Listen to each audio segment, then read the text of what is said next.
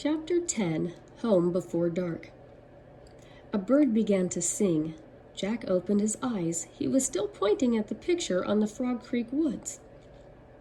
He peeked out of the treehouse window. Outside, he saw the exact same view. "We're home," whispered Annie.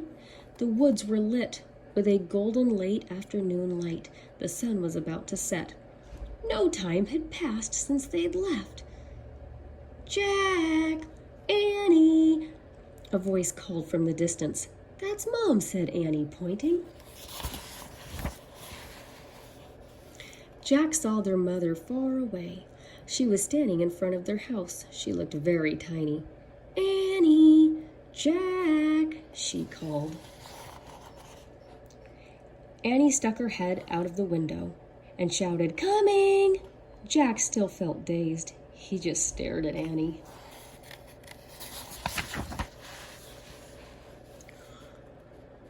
"What happened to us?" he said.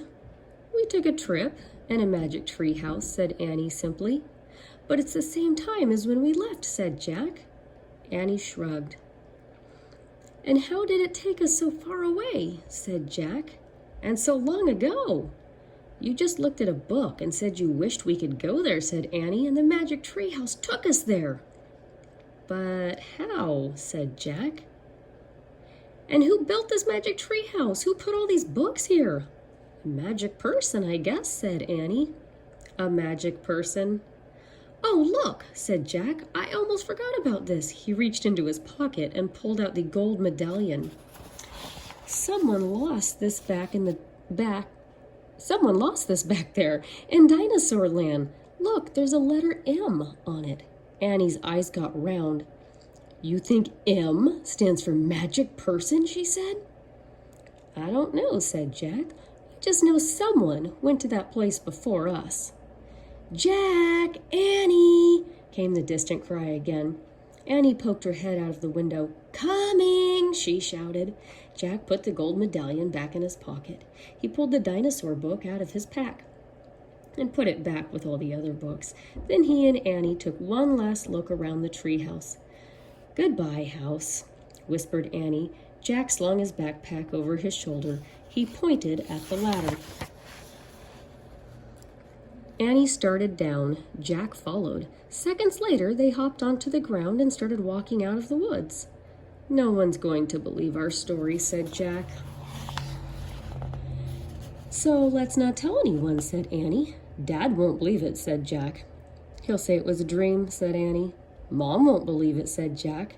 "She'll say it was pretend." "My teacher won't believe it," said Jack.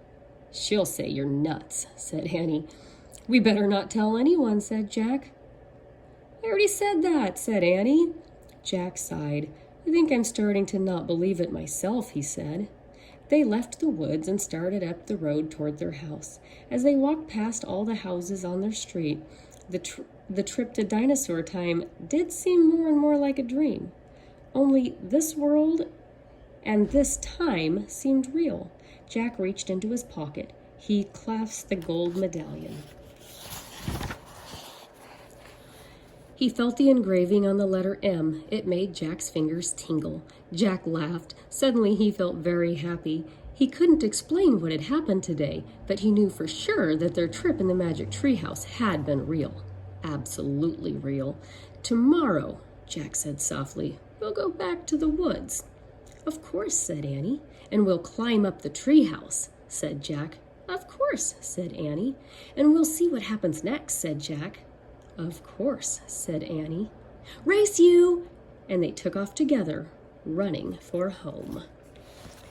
The end.